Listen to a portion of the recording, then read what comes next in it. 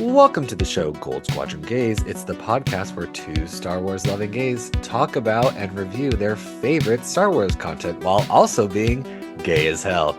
I'm your host, Bradley Brower. I'm your other host, Charles Rogers, and Bradley just informed me that he's never seen the Cornetto trilogy. Honestly, I didn't even know what it was before I took notes on this episode today. Well, it's about to add something beautiful to your life. You need to go watch these fucking movies, Bradley. You would probably like them. Especially Shaun of the Dead. I think you would love Shaun of the Dead.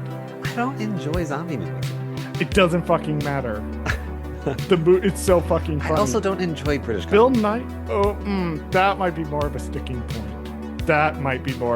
point. They are very British. They're very British. And look, I'm to my deep shame part English, but I am mostly Irish, and so I have a deep-seated hatred for the English in my blood. Sure. Which, that amounts for the self-loathing. However, the one good thing that I will give them is that their comedy is really fucking funny. Okay.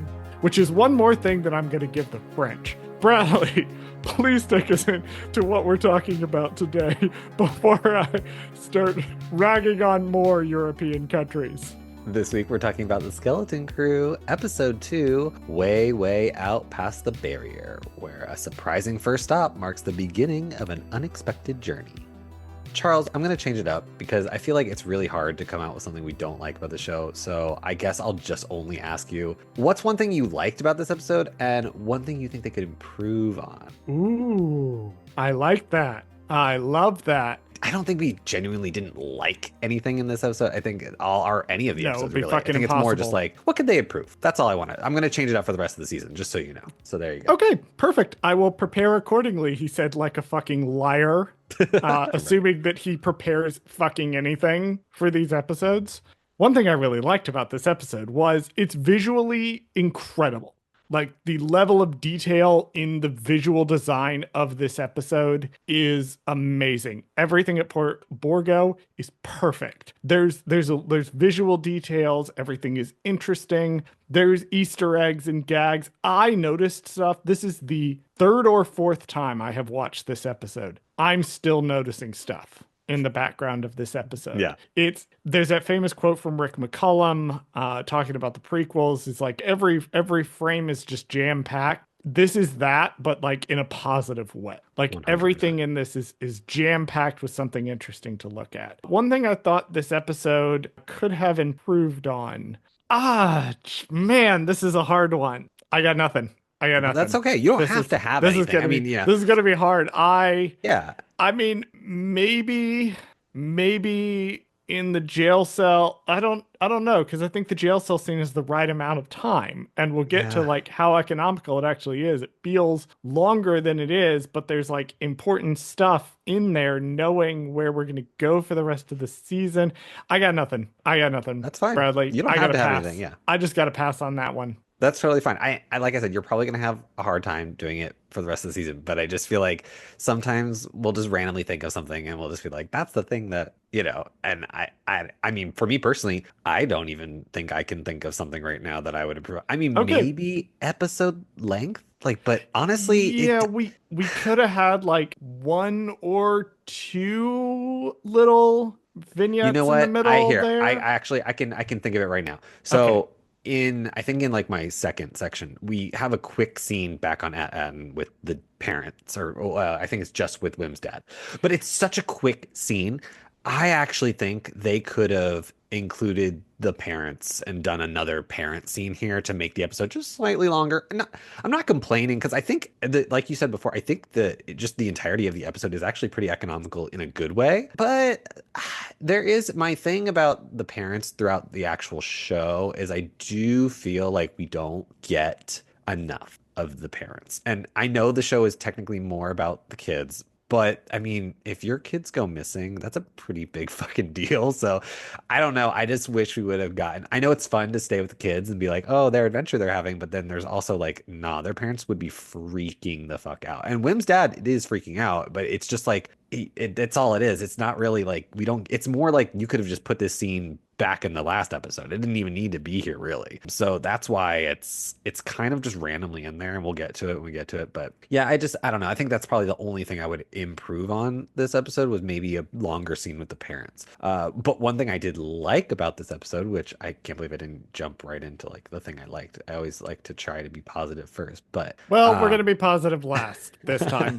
Because you know what, Bradley? We're at a pirate port. Fuck the rules. that's right. We're just going to do whatever we want. My thing I liked was just aliens. I love the fact that there was so many creature costumes, there was different aliens, there was puppets, there was just so much to look at. And I mean, I even watched there was a video I think they just posted on YouTube of the production designer, and he was talking about, designing the port and like doing all these like little Easter eggs and stuff. And I was like, this is so cool. Like they had to think really hard about like a lot of this stuff. And I mean, I don't even, and you'll explain it when we get there, I'm sure. And I think we talked about it in episode 0, but I love the little pink flying thing. Like there's just like We'll get stupid to little the things pink like flying that. thing. I love that stuff. Like I love stupid stuff like that. I loved the ladies in the brothel in the background. Like those were so great. Like everything. There were so many different little things, but we'll talk about them. All right, you want to take us into section 1? Sure. So we start where we last left off, hurtling through hyperspace. They are able to stop the ship and they meet the first mate droid SM-33. Fern convinces him she's the captain now, so he plots a course to a nearby starport so they can ask for directions home. Your sections are so short now, they're catching me off guard. Like, okay, so I'm I like, will yes, try to I have a shorten minute. that. Yeah, I yeah, have a yeah. minute. I have a minute to get more stuff that I didn't realize I need to pull out. Oh fuck, he's done. Would you like to know who's doing the voice of SM-33?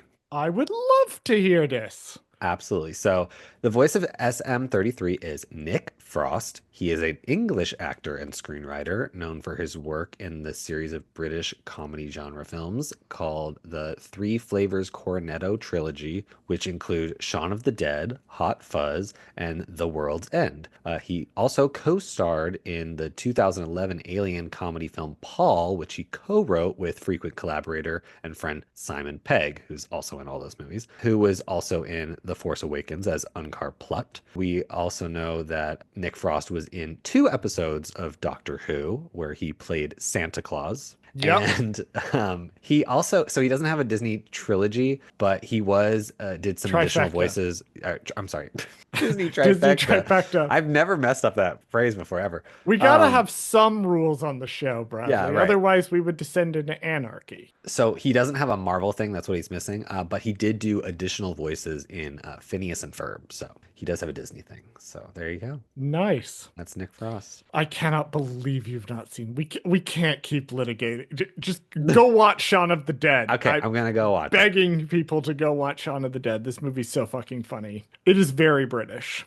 Oh my goodness. Now I remember when he got announced playing Santa Claus at Doctor Who, and this was like when I was big into Doctor Who fandom online, and we were all like, "What?" You're like, huh? But Santa it makes Claus. sense. It Yeah. makes sense in context. I promise by the end of the special, it makes sense. I do want to point out one thing with this section right up at the very beginning that I really liked, and it's going to be prevalent through the whole show. Something that I feel like kids media has lost its way with, and something that it's nice to see Skeleton Crew embrace, is sometimes it's fucking scary. Okay. Because kids like to be scared in their media. You can treat them, to their own suspense and horror, like especially suspense. Kids love that suspense and payoff. And that's something that you see in like kids media that's made, around the time this is aping, like, the Goonies or around those 80s. But there's something I don't really think you see anymore with quote unquote kids media and media for older kids like this is supposed to be. It's nice to have these really scary moments where SM-33 like comes out. It's like it's a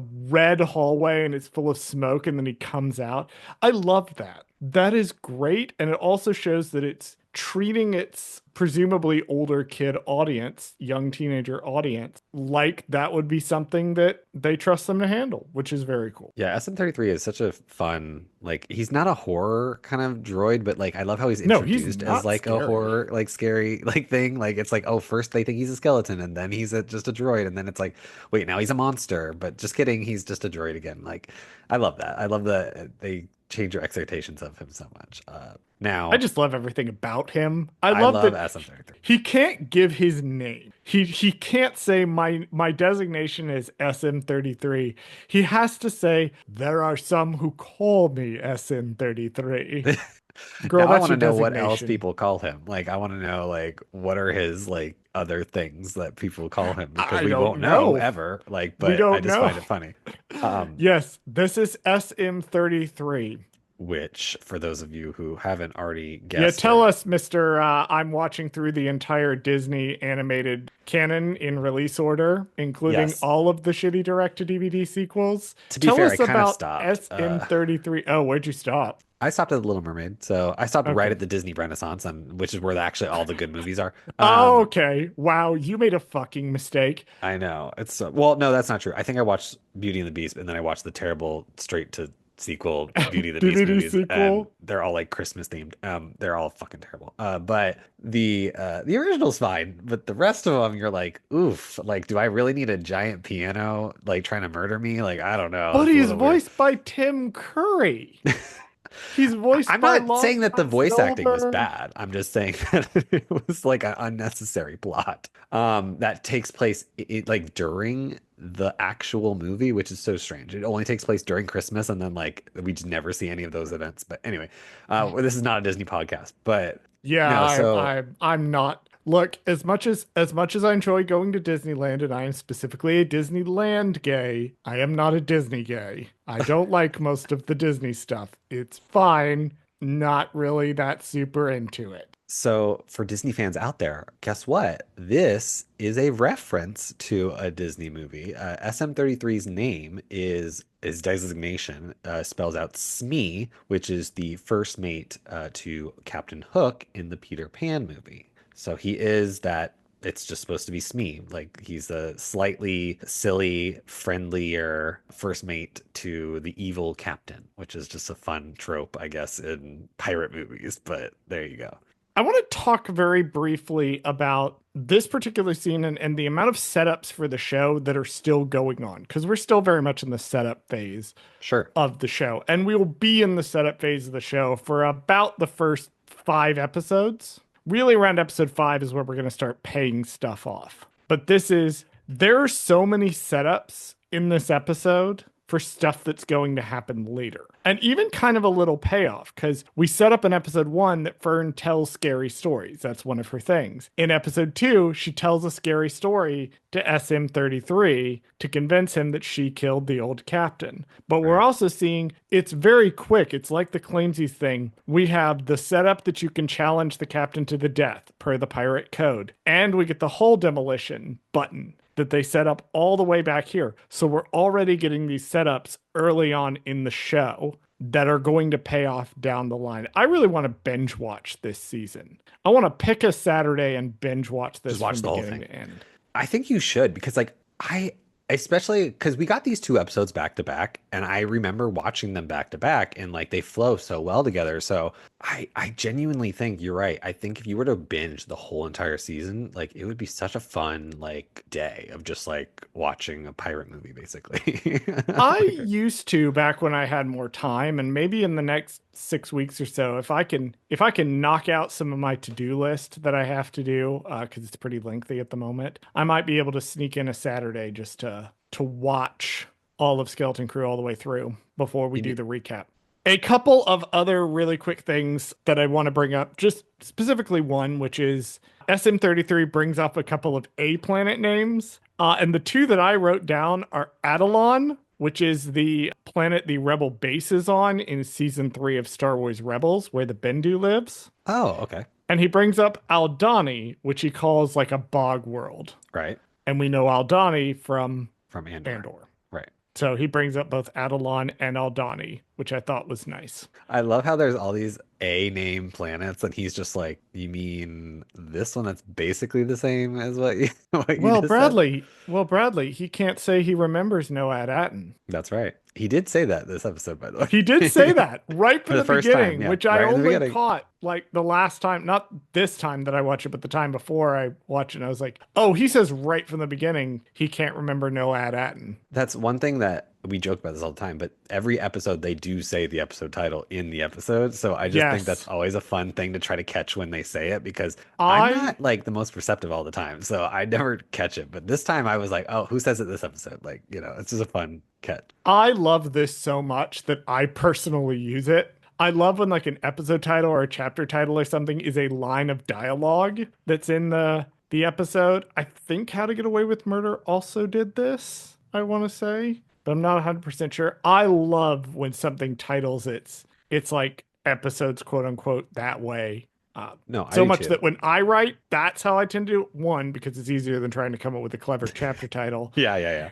But I also, it's funny because I'm editing one of the books right now, and half of my like what frustration, one of the things I've been having to do is because scenes have changed so much since I wrote the chapter titles originally. I'm like, wait a minute, I got to make sure somebody actually says this now. And there's two that I've had to change because I'm like, the line of dialogue that was the chapter title has been removed. Oops. Oopsies. Anyway, So next we get a quick scene back on Atten where security droids are investigating the ship that took off with the kids. Back on the ship, however, the boys explore a bit before they arrive to the spaceport. They end up separating. The girls are confronted by a woman who notices the children earlier and offers to help them get to safety, but doesn't believe them when they say their home planet is at Atten.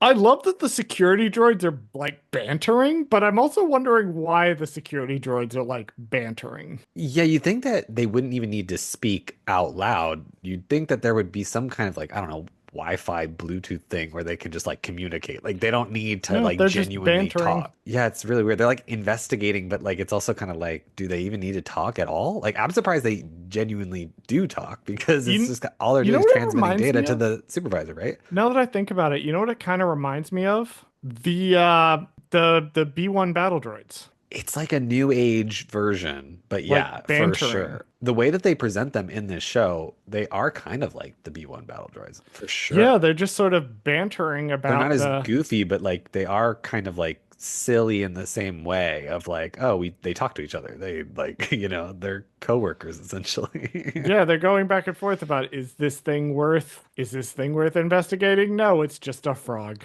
Crazy. Remember how I mentioned earlier how I love when this show gets suspenseful because it's taking its, audience of presumed older kids seriously. You know what else I love that it does? Gets fucking gross sometimes when they run across the skeletons, Okay. like full on skeletons, like one of them's pinned to the wall. Yeah, I love that. Wim even mentions, like, hey, looks like they died in a duel. Take note of that. That's going to be important later. But yeah, there's like weird, gross skeletons here. Well, no one's cleaned the ship for a while, so, I guess it makes I know. And they're like, it's dusty, so Wim's running around. Did you notice what hat Wim puts on? It's like this big old pirate hat, right? It's the same hat we're going to see the hologram of Captain Oh, I didn't catch Renaud that. wear. Yeah, I was Interesting. specifically paying attention to it this time around. Okay, see, I thought it was just like a silly pirate hat he was wearing, but okay, It's the interesting. captain's hat. He It's the puts on the captain's captain's hat. hat. I do love how he's wearing this dirty old He hat, just like puts when. the fucking thing on because he's like 11. Oh, of course. And then he's Doesn't playing with like fucking the know any spyglass and better. stuff like that. Like, there's just so many funny things that like they do in this scene that are just like like it's just kid coded. Like, I love it so much. Again, the writers of the show remember that the kids are not necessarily stupid, but they do act like kids. Right. And like even Wim, who it would be so easy to make Wim annoying. Like it would be so easy to make him like blundering to the point of stupidity. His thing is he's just excited. He's excited about everything. And it's this childlike wonder at the world that really comes across in the character, both in the way he's written and in the way that this actor is portraying him. It's so good and it feels so authentic because like yeah, kids are going to be kind of dumb, but they're also going to be excited. They're excited to go on an adventure. Wim is excited to go on an adventure. Nobody else is. I didn't bring it up in the last section, but you make a good point. Like when Wim was like, "Hey, I wanted to be the captain," and then SM33 is like, "Well, you can always challenge the captain to a duel to the death," and he's like, "Never mind. Like, I don't want to I'm do good. that." He's like, I'm "I'm good because good." he also knows Fern will Like, kick his ass. right, exactly. Yeah, no. But it's stuff like that that Wim's actor does. It's so good. Like I love these kids. They got a Oh my great batch kit. goodness. Hey Bradley, do you want some information on Port Borgo? Yeah, sure. So Port Borgo predates the Phantom Menace. It first Interesting. appears as a spaceport built into an asteroid, to quote Wikipedia, in the 1995 novel Young Jedi Knights Shadow Academy, written by Kevin J. Anderson and Rebecca Moesta. This is also not its first canonical appearance. It has first appeared in the 2018 reference book Star Wars Smuggler's Guide. Ooh, so what does that mean? It's been canon for a minute and it's showing up Hmm. here. It means someone on this production went and talked to the story group. That's good. I feel like that's Sometimes a they problem don't, and sometimes. you can tell. Yeah, yeah, yeah. No, Sometimes no. they don't go talk to them. Look, Right. the story group, there was this whole big conspiracy back when it was announced. I used to have something called the Pablo Hidalgo test, which is one of my claims to fame in the Star Wars fandom because he briefly had my tweet about this pinned to his profile. I used to do something called the Pablo Hidalgo test, where you could judge if there was a story that came out about a meeting and the meeting said that Pablo Hidalgo was in that meeting. The meeting did not happen because he was in charge of the Lucasfilm story group and people didn't understand what that was. They assumed that the story group was like coming up with all of the Star Wars story. Not the case. The story group is just a bunch of lore nerds. And they're a resource you can use. You can go talk to them and you can say, hey, what do we do here? Can we use this? Is there something we can put here? You cannot talk to them at all. There's nothing requiring you to go talk to them. There's times where I've noticed people maybe don't ask the story group as much as they should. But then there's productions where like they've clearly gone and talked to them. This is one of those productions you can tell. They were like, hey, lore nerds, do we have some pirate shit we can use? And we'll see in the next episode too. There's a lot of old school Star Wars pirate shit you can use. Yeah, I liked how they clearly, yeah, you could just be like, call them up and just say, hey, we're doing this thing where they go to a pirate spaceport. Do you guys already have something like that? Like, just real Yep. quick, I just want to know. Oh, you do? Okay, great. Has it ever been seen before, though? No? Okay, great. I'm going to send it to the production designer and I'm going to have him come up with an idea of what it would look like. Done. Like, it We doesn't, also know from the books that it's built into the side of an asteroid, there you go. That's which all you need is to know. Yeah. also, this is a thing in Star Wars. I do not remember the name of the planet, but in the last Star Wars The Old Republic expansion that I played, which was Onslaught, I have not played Legacy of the Sith. The last expansion I played also had a planet very much like this, that was a pirate haven that was like built, it was, I can't remember if it was a pirate haven or it was something, but it was built into the side of an asteroid. This is a fairly common Star Wars thing. This should also be a Star Tours scenario. Like, Oh, this will be the Star Tours scenario. it I better have a fucking be. 100%. Well, I don't think it'll be like just the, I think actually next episode will probably be what it is, which is I think the escape, right? Like that'll be escape the port. That'll be like the thing Yeah, that it'll you do. be you get You'll into fly Port in. Borgo and you Yep, and fly then the in. pirates will be like, yeah, it's already, it writes itself. It's very I love it. It's very the historical Nassau. Like this is a thing. Pirate ports were a thing, like Nassau being the big one. We don't have time to get into that. Hopefully, at some point we might have a guest who's more knowledgeable about pirate history and pirate lore who can maybe tell us some of these things. But I am not that person. There you go. I've not watched Black Sails yet, although enough people since the last episode have let me know that Black Sails rules that I decided after I finish Elite, the next thing live action thing I'm going to watch is Black Sails. I'm going There to you do go. it, but I got to get through these last 3 seasons of Elite. So I want to talk about the dinghy man. You want to talk about the Deke? Yes. Two things. One, I have no idea what this is, so you're gonna have This to is a explain Deke. what the reference is first. The second thing is I did see a stuffed version of him when I went to, not this exact one, but I think the species, when I went to Galaxy's Edge, there was a stuffed version of this Yes. species there. We It did was see so one cute. and we did point it out. Yeah, so super cute. What is the teak species from? And then explain super speed that they have? Because I noticed that randomly in the episode, and I need it explained. I have no explanation for the super speed, but I can quote the StarWars.com trivia guide, Okay. which reads, quote, "The dingy ferryman is a teak, a species first seen in Ewoks, The Battle for Endor." Now, if you were not familiar with the Ewoks movies, the very famous, infamous Ewoks movies, of which Ewoks 2, The Battle for Endor, the very movie in which the teak appears, is, of course, the greatest Star Wars movie of all time, and nothing has ever come close to equaling it. Okay. They were made for TV movies about the Ewoks, and Which they who are doesn't love that? notoriously interesting. There was an era, there was a weird little era before The Phantom Menace came out, where honestly the Ewoks were kind of the most merchandisable thing Star Wars had. That makes a lot of sense, actually. Because they had the Ewoks movies, and they had 2 seasons of the Ewoks animated TV show, Oh, that's right. Yeah, there's and an they had the animated show. Droids TV show. Oh, Yeah.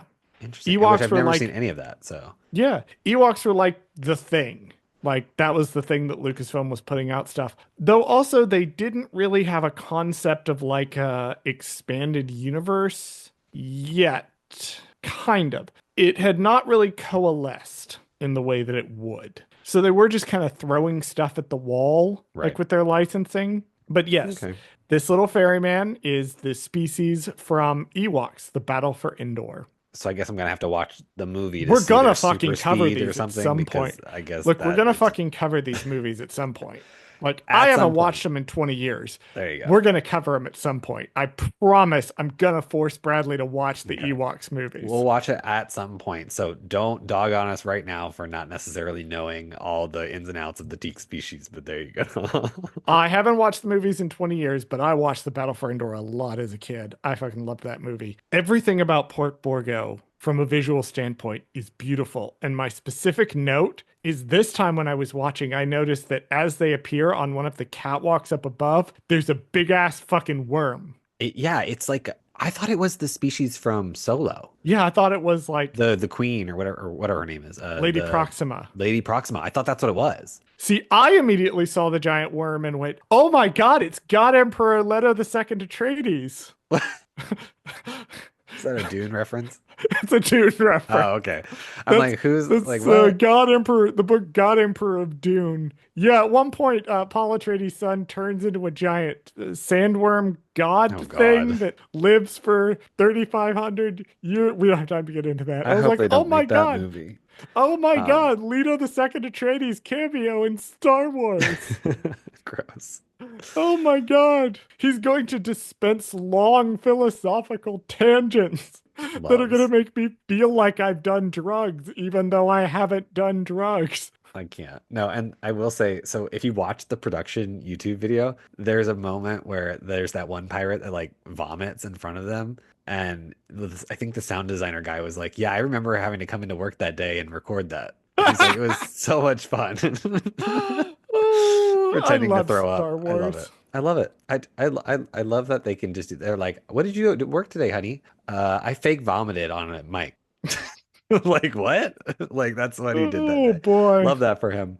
Yeah, and then they just walk past a brothel. Okay, so there's Like, a this is couple things that happen clearly in a this. brothel. Yes, okay. So there's two things that I want to point out the brothel. One will be the woman who takes them aside and talks to them later We'll talk on. about her in a minute. Right, but I want to point out in front of the brothel, it's a blink and you miss it moment, but there's that one species of alien that has, I think, like 9 boobs from Return of the Jedi, and I Oh no, I've don't missed know what this. they're called, but whatever she's called, that species of alien was also outside of the brothel, and I was like, this is too perfect because the other lady, the one that we're going to talk about in a second, she's A what's the Thelan. species? A what? She's a Thelan. Thelan, right? She Thelan. has the elephant feet. Like you can see it in the production design, like or the costume if you actually pay attention. She actually has them, unlike Jackie, who was half human, so they gave her regular feet.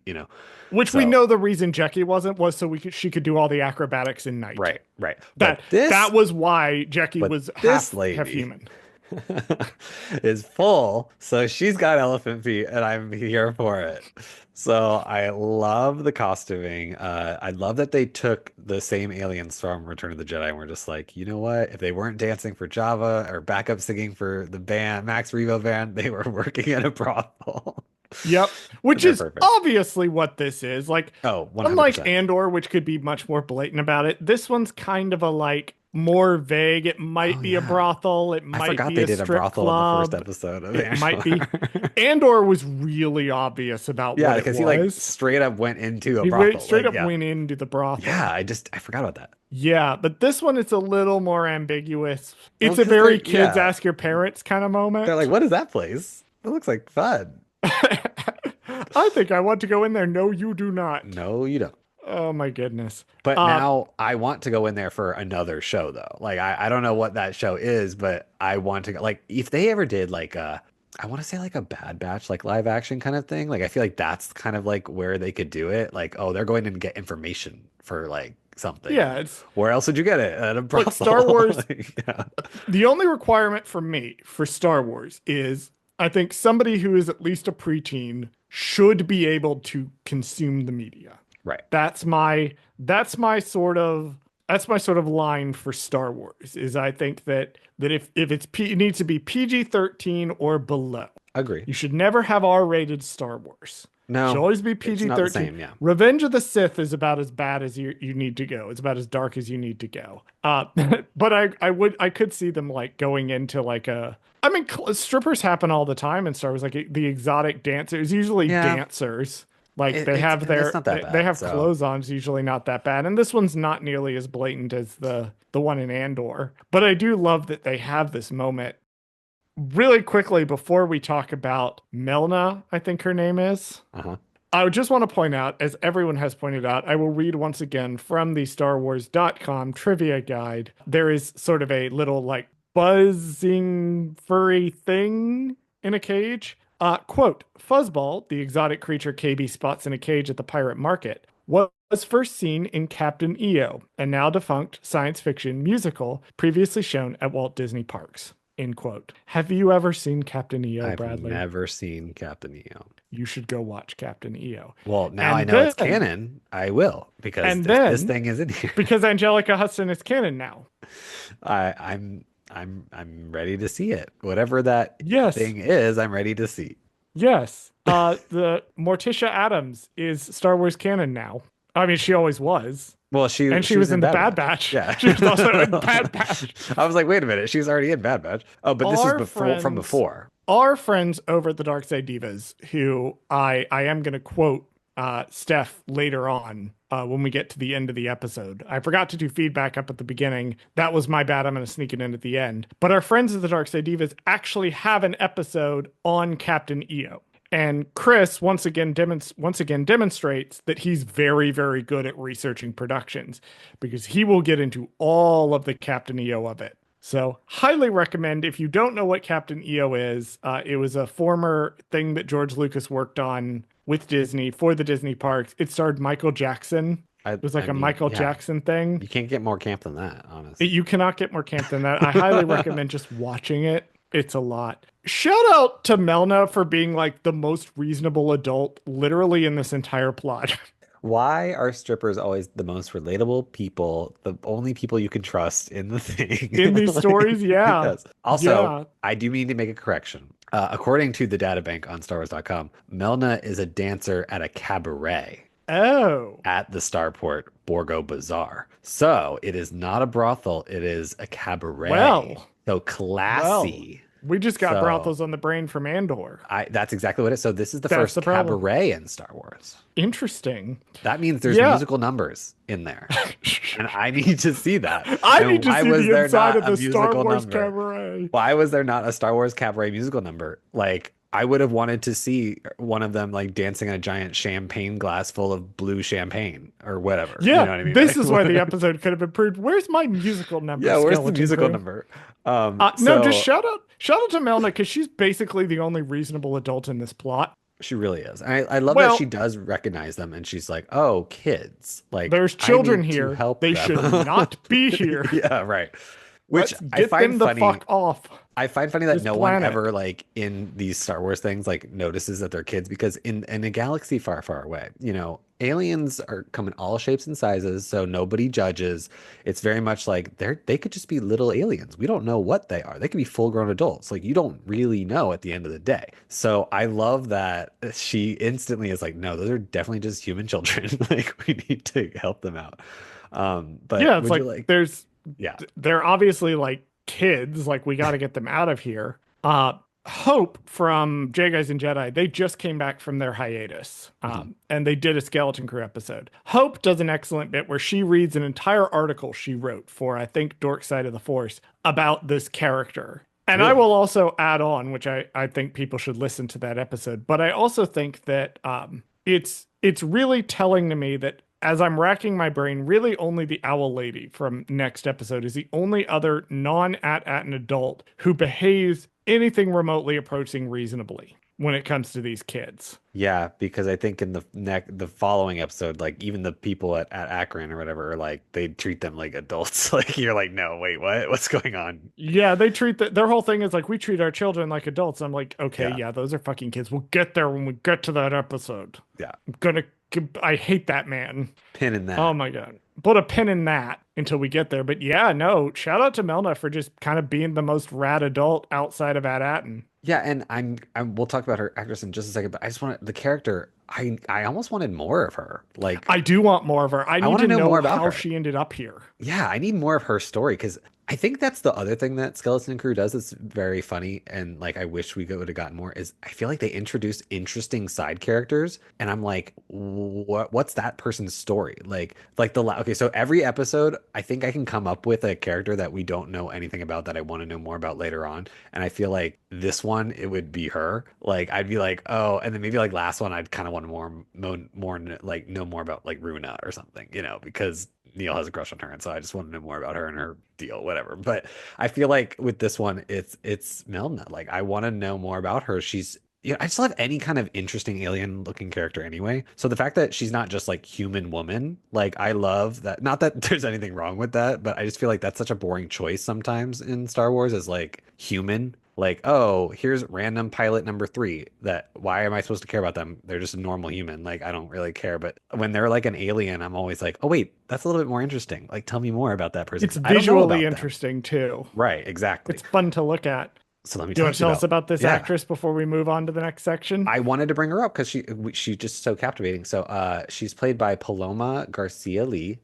She's an actress. She's actually a Broadway performer. Another reason why we should have gotten a Why dance did number we slash not get singing this number. fucking Broadway number? Like literally, she's been in Phantom of the Opera. She's been on Moulin Rouge. Okay, so I'm confused. Her feature film debut was in Steven Spielberg's West Side Story. She was Graziella in that. Like, why are we not getting a number by Melna in this? Like, what we could have gotten that. We could have gotten a whole dance number from her. Like, because clearly this actress knows how to perform on Broadway. So why did we not get a cabaret style performance? That's where this Cowardice. episode dropped the ball. That's all I can Sheer say. Like, cowardice. This is where we're really showing that gay part of our podcast name. yeah, sometimes we're like a little too sci-fi like nerd about it, and it's like, no, No, we do sometimes have to remember we we have to are a remember there's a pair of brand. flaming homos. There's a We brand are a here. pair of flaming homos. And my flaming homo trait of the day is where was my musical number? Why was that not in this show? Fucking shame. Fucking shame. So in the next scene, the boys are hungry, so they stop by a food stall. But when they pay with Old Republic credits, they get the attention of our old pirate buddy Vane. They attempt to escape him, but Vane corners the kids. SM-33 comes to the rescue and starts to beat up all the pirates. But as they make it to the ferryman, Brutus stops them and incapacitates SM-33 and has them thrown in the brig. So I did look, and I regret looking, that you can actually, in fact, make a variation upon these noodles. There is an official recipe on StarWars.com Wait, there for is? Borgo bug noodles. Oh Now no. it is looking at the recipe, it is actually a egg noodle Uh-huh. and sort of lobster mushroom onion dish. The Okay. reason I regret looking at this is because as we were recording, I didn't eat dinner before we started recording because I'm trying to be conscious of Bradley's time. And so these noodles are looking really good. Oh no. Uh, but they've got like this like onions, and I think these are fried onions on the top that are make it kind of look like the blue noodles. Anyway, it looks nothing like it is in the show, but it does look tasty, and you can eat this. I love that. I'm gonna have to look that up. Served with a side of fuck. Yeah, what I forget what he says when he He cracks says the bug on it. criff. Oh, he says that twice or I think, right? A He couple says it times. a couple of times. Yeah, Which, he says if the I'm word correct, criff. that's the equivalent of the Star Wars word of fuck, That is correct? the equivalent for fuck. So he says that a couple times in front of these kids, like, what the fuck you guys want? Like Yeah, he he's like, basically is like he's dropping F bombs a lot, yeah. all the time. That's actually really funny. I love that actually. Anyway, some extra details about the word criff for you because I am who I am and I Sure. pulled this up just now. Its first appearance was in Vision of the Future by our old friend Timothy Zahn, who wrote Ah. all the Thrawn stuff. So, in addition to creating Thrawn, Timothy Zahn also created fuck in Star Wars. So only the two things that matter really in Star Wars. Yes. Now I'm going to quote Wikipedia here. Author Abel G. Pena, who I've met him and sat on a panel with him, unbelievably rad dude, believes that Timothy Zahn created the word by reversing the F and the K from the term frick, which is a synonym for fuck. End quote. Oh, I guess that makes sense actually. So yeah, the guy's just casually dropping F bombs in front of children. Also, I want to point out he's like I guess he's like a giant rat slash It's like a marsupial giant kangaroo rat thing. Like, man yeah, thing. it's so Yeah, funny. Like don't worry about this, it. you definitely don't want this guy making your food, but I just find it I want funny. this guy making my food. This shit looks delicious. Except for the broken lobster bug thing on That's top. what makes it I need to eat dinner. I need to order my food because it's Friday. I'm going to order in because I don't feel like making anything. I need to order my food immediately upon finishing Yeah. this podcast episode because even I'm thinking this looks good. We got to move on. Vane, why are you here? Yes. Okay. This is my complaint from last week, right? He was barely in the scene from last week. This week, he again is here and he does have agency in some sense in this He's scene, here. right? I still don't understand his purpose other than, hey, that looks like a real credit. Like which could have been literally anybody, right? Like I it mean, doesn't he's actually have to just be him. kind of a pirate and he's here. My thing is that it's nice that all the different pirates have backstories. Apparently, according to the creators, all the pirates have like their own backstories, and Vane's really the only one we kind of know because he was in The Yeah. Mandalorian. But it is weird that he's treated in this story like random pirate henchman number 12. Right. And it might go back to Star Wars kind of training us a little bit that characters are going to be important every time they show up. And I actually kind of am starting to like the idea that this guy's the eternal henchman. I would have done with a scene in the finale where he just kind of fucks off from At-Atten. Like if he stole Right. the way Vane could have worked is a simple fix for me in the finale. All he does at the end of the episode, he hops in a fighter and he flies off. And then he 100%. turns up an heir to the Empire as a minion for Thrawn. Yeah, There. it would be Boom. funny if he actually boss hopped, right? Like Yeah, it would like be funny that's if so every fucking show he has a hilarious to different me. boss. Yeah, He has 100%. 3, Gorian Shand, Captain Silvo, and now Brutus. Yeah. He's had 3 separate bosses. I guess what I would have done differently is I would have made it so that he became the first mate slash second in command to Brutus, right? It's not explicitly said in the show. I think it's more so, we'll talk about him in another episode where he's more prevalent, but it's the cyborg character. I think he's supposed to be more of kind of like the first Yeah. mate. And he's here. He's here in this He's episode. here, and I just didn't bring up the actor yet because I want to give him his moment. But yeah, I feel like he is more the first mate, and Vane is, you're right, just like random Vane's just a henchman guy. number 3. Like I just He's like just here. it's fine, but it's like, why? Don't do this to me. I feel like it's just like another way for them to do like a Lego set and then be like, oh, we can put Vane in the Lego set now because he actually already has a name, and like we don't have to think about like, wait, did we give that other pirate a name? Like, did we give this pirate a name? Did we give this pirate a name? Like he already has one, so it's like fine, like whatever, just include him in the sets. Like I don't know. I like Vane. I think he's an I like interesting him. He's character. I just fun. want more of him, like to do something. Like I don't know. we find out that At-Aten is apparently a mythical planet of eternal treasure. So this is our plot. We're doing Treasure Planet again, except the Yes. twist is that the kids are from Treasure Planet, Right. which is brilliant. Such a good thing It is because a no one believes brilliant, them. yeah, it is a brilliant meshing of these stories into something new. Because if it were just like, oh, there's a planet of lost treasure and we're trying to find it because there's lost treasure, then it would just be Treasure Planet. Right. Here, it's now, yes, the plot is Treasure Island. We get it. We understand. However, the kids being from there and the kids being like, no, I just want to go home is a whole interesting new depth to it. And it makes it such a different story than Treasure Island was. Right, because I think, I mean, and I can only reference the Treasure Planet version, but I know that like everybody thinks of it as a myth because they've never seen it. These kids know it's real already. So it's like an interesting, like, wait a minute, we have a guarantee that it's real. We're clearly from there, but you have to believe us to believe that it's real. So it's just an Yes, and it's interesting, worth finding. And none right? of these pirates are like, think it's worth finding No. because they think it's a myth. Although Wim, unfortunately, is flashing his lunch money around a little too Yep. much. Well, he So didn't know any better. true. He doesn't know. A lot of this is like what we're running up to in this episode is a lot of like ignorance of the outside world. He didn't know that they don't use these They don't credits use anymore. that. Yeah. He doesn't know that they think At-Aten's a myth. I love the little rat thing inside SM-33.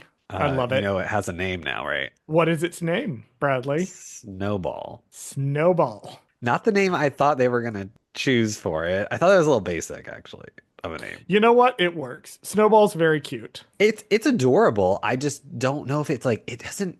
I know it doesn't have to be a reference to anything, but I want Snowball to be a reference to like Tinkerbell, like because the whole point is like he's Captain Smee, and then like Oh my Silver is like God. Hook, like so that would have just been funny if Snowball was like something that had to do with like Belle or Tinker or Tink or something. You know what I mean? I don't know. Like they could come up with something, but I just feel like it would be funny. He's actually there's a picture of him on the databank online and he's terrifying looking up close. Like, like and just like his like by himself still image, the four eyes that are bloodshot red are terrifying, by the way. They're definitely gonna make a stuffed animal of him at some point.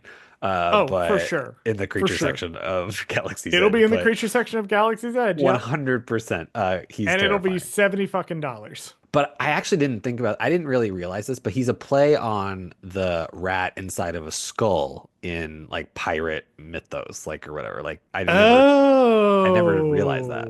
I didn't realize that either. Yeah, you know how like sometimes there's always like a No, beheaded there's always skull like a somewhere? skull Yeah, and then a rat runs that out rat of it. will Yeah. pop out of it. Okay. Yeah, and scare you. Yeah, that's. I never connected that. I just feel like that has to be what that reference is. But yeah, he's cute, just terrifying. My final note for this section is that just the pirates are so interesting visually. Yes, Like they did such a good job with them. I love how none of them look the same. No, they Like all look different. they all look different. My only other thing for this scene was the fucking tattoo droid. Oh yes, the tattoo droid that's like also covered in tattoos. Which that is hilarious in itself. Like, why Amazing. does he have tattoos? I don't know. That's great. But my favorite part is where he messes up. He's like, "Oh no, you ruined it," and then the other alien's like, "What?" Like, he's like, "I mean, just kidding. It Oh looks no, great." it looks great actually. Oh, droid tattoo artist. Who would have thought? I mean, I guess it makes sense. It's just really It funny. makes complete sense also that they would keep repurposing these droids because we're also going to see the droid shop in the next episode. Because isn't this droid the same torture droid in Return of It's the Jedi? the torture droid, the one that's actually lowering Lowering the droid, onto right? the torture pad for the droids. Love that for him. That he got a different job in that. I don't know if it's the same one. I but don't it know if would it's be the same funny. droid, but It would be funny if it was the same one, actually. He had to change careers after Jabba died. look, there aren't a lot of options for former employees of Jabba the Hutt. That's right. So in the last section, in the brig, they meet a fellow prisoner. He says he can help them escape if they bring him along for the ride. The kids are like, we can't escape without the key, and he's able to levitate the nearby keys into the cell. Wim realizes he's a Jedi, and he asks the children if they can keep a secret. So you've been to Disneyland now. Yes. And one of the things that was insisted that you ride was Pirates of the Caribbean. Yes. So now you know what this scene is a reference to. Yes. In the Pirates of the Caribbean ride, for those of you who may not have had the chance to actually ride it, there's a bit where you go through the jails and there's a dog holding a key outside of the cell and a bunch of pirates who are using like a bone and like a rope to try to get the dog to get close so they can get the key. And then the same scene appears in the first Pirates of the Caribbean movie. And this scene is a classic setup reference to that. I love it. Also with the music, with the music that they choose for this is great. I love that it's a reference to Pirates of the Caribbean. I also love that Neil was instantly like, guys, I have a great fucking idea. Let's train the rat to get the key. And they're like, brilliant. Like, we can do that. And like, all they do is put the rat down and say, go get the key. It's like, what? You can't, no. Yup. That's not gonna Oh work. my God. It's Oh so my funny. Like, it's just Neil continues, hashtag Neil Nation, Hashtag Neil Nation. Neil is the continues to best be character on the this best show. character of the show, for sure. My other note for this scene is when the kids are talking, it feels like it goes on for a really long time before Jod interjects, but you can actually hear in the conversation they're having the bits of where Jod figured out that they're from At-Atten, where he figured out At-Atten's real, and where he figured out that if he impersonates a Jedi, he can get them to take him there. Because Fern mentions Jedi Temple, Wim yeah. thought that it was a Jedi temple. 100%. And you can actually see the bits of the con that Jod is going to use in this episode and the next episode. Yeah, I love So how it's they it's sprinkle great all that writing. information in for him. They That's give good. Jod all the information he needs to come up with this con. And I love how stoic he's acting too in this moment where he's like, I got an idea. Like, you know what I mean? Like he's got the hood up, so it's like very Jedi-esque, right? That's the whole point. Is he's Yep. supposed to be like this very mysterious Jedi character. And as far as we know, I mean, well, obviously we know a little bit more than the kids seem to. Obviously, like we know the history of the galaxy, so we know that obviously he can't be a Jedi, but he's definitely some kind of Force user, and we don't understand it, but he's here. So I think that's actually just a great little mystery they've set up here of who is this guy? Who is this Why guy? does he have magical force powers all of a And it's a sudden? great note to end the episode on because now for 100%. an entire week, we're wondering who this guy is. They did a great job with the cutoff here because this is how you do a cliffhanger where it's not like annoying cliffhanger. There's two different types of cliffhangers, right? There's like annoying where it's like we're just ending it just because we have to. And then there's like, no, this is a genuine cliffhanger. Like we're showing you this guy has magical powers, but we're not explaining it. That's the cliffhanger. Tune in next week and you'll get the Right, explanation. exactly. That's a great cliffhanger. And I love how they did that. So Bradley, who wrote and directed this episode? So again, this episode was written by Christopher Ford and John Watts, but it was directed by David Lowery. Now, David Lowery was known for the Disney film Pete's Dragon in 2016, which was a live action remake of the movie. It's not a one-to-one, like kind of because Disney's like really into the whole let's remake our old movies. This is more of like a reimagining of Pete's Dragon. I don't know if you've seen the original one from like I think it's in like the 70s. Like I have not, but I'm aware of its existence. it used to be one of my favorite movies. I never saw the new one, but it's not the same plot, so I won't watch it. But I hear good things about it. It's actually probably I've heard people say it's one of the better live action movies Disney's done in a while, so I'll have to give it a shot at some point. Speaking of movies that are live action remakes of movies one of us really loved as a kid, what else has he done for Disney, Bradley? So there's another movie that is actually relevant, where he made the 2023, he directed the 2023 Disney remake Peter Pan and Wendy, which featured Jude Law as Captain Hook. So there you go. So that is his Disney kind of stuff. He also has directed films such as A Ghost Story and The Green Knight. So if you're interested in like medieval fantasy, stuff like that. And yeah, so that's the episode. All right, let's give our final thoughts, and then I have a piece of feedback I want to read. So, Bradley, what are your final thoughts on this episode? Final thoughts are, I think this episode is really short. I think I'm not going to double check because I'm not that interested, but I think it is the shortest of all the episodes. I don't think it's a bad thing though. it could be longer for other reasons, and they're not necessarily super important. Like we said, it would be fun if they added like a little musical number thing. Like it would be more interesting, I think, if you added more depth to some of these characters, or you had another scene, inside the cabaret, or maybe there was another scene with Brutus somewhere else, like where he's talking to the pirates. I don't know. Like there's other things you can add to definitely pad out this episode. Did it need it? Probably not. But I would have enjoyed it because I think this is such a fun location and scene. So I wouldn't have minded more stuff. But other than that, I think overall this was a solid episode. I love this episode. I love the pirates. I love everything about them. This episode feels so Star Wars it hurts. Yeah. So before we head into the pluggables and into next week, normally I do this up at the top of the show, but I am scatterbrained, so I'm doing it at the end this time. We got a little bit of feedback from Steph over at Dark Side Divas, who listened to our episode and let me know. I'm just going to read the feedback. I'm going to read the conversation between Steph and I very quickly. She says, quote, "Anyway, quick note about the relative ages of the girls versus the boys. The actors are all about the same age. If the girls seem older than the boys, that's actually accurate to real life. Girls legit mature faster than boys, especially in the tween years. Everything about how these characters are portrayed read to me as them being in the same grade. You're not going to find high school girls calling claimsies in a ditch with 2 middle school boys." To which I responded, I read Fern as being at least 1 year older because she's not in assessment with Neil and Wim. But that's a great point I didn't consider, and I'll read it on the next episode. And she responded, at most, they feel a year apart, but not high school age. Like maybe Fern/KB are in 8th grade, and Wim and Neil are in 7th, end quote. And that's about where I landed. Yeah, I think you did. You think you did accidentally say Fern I did was in say high school. I didnn't cut it out of the last episode because I didn't want to because do I too legit much, but thought I'm with her on the middle school thing though. I legit thought until Steph pointed out that Wim and Neil were in like 8th grade and Fern and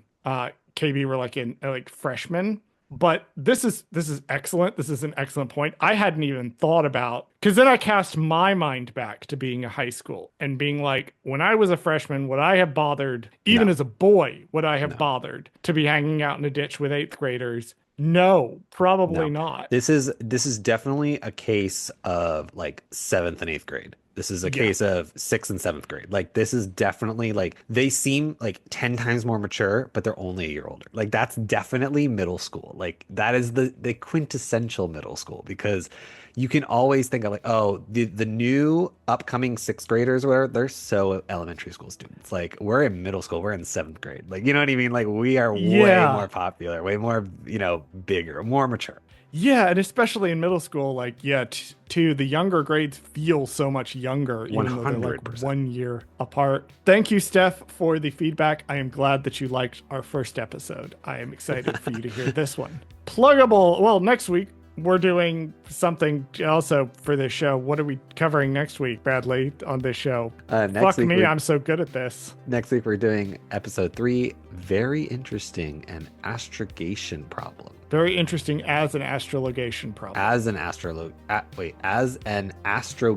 problem. As an astrogation problem. There you go. I'm going to have trouble reading it next week, too. Well, good luck. This is probably the only title that I probably won't be able to say that well out of all of them.